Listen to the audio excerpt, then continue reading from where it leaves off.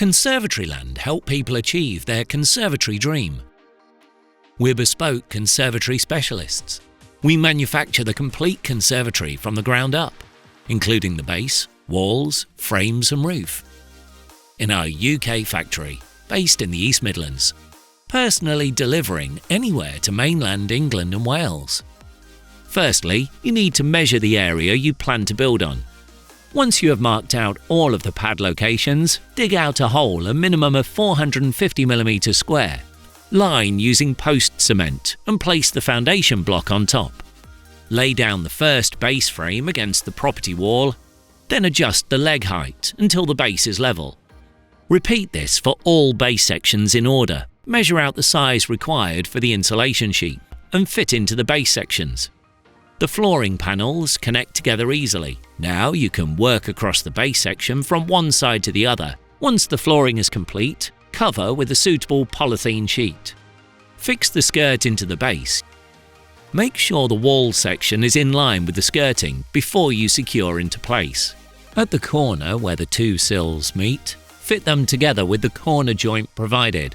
Then fix into place. Now identify the first window frame to be installed. Then secure the frames into the wall sections. Continue to assemble your frames in this fashion, following your frame plan.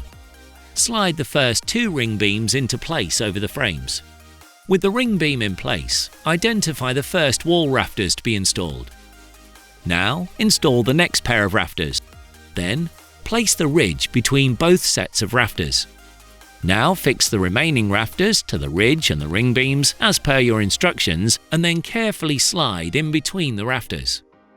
Once the glazing is in place, fit the rafter cap over the rafter. It's now time to install the glazing. Carefully but firmly push the glass in the frame, adding packers as they are needed. Fit the glazing bead. Starting at the top, carefully position and tap into place using a nylon hammer. Repeat this for the rest of the glazing units. Slide the ridge top cap into place. Now secure the rafter end caps into place, ensuring that each one is secured. Finally, it's time to fill in the remaining brick slips on the wall sections. Make the mortar mix to fill the gaps between the slips and pipe into the gaps to match the rest of the brick course. And that's it. Job complete. You're now ready to enjoy your conservatory and add any interior decoration as you wish.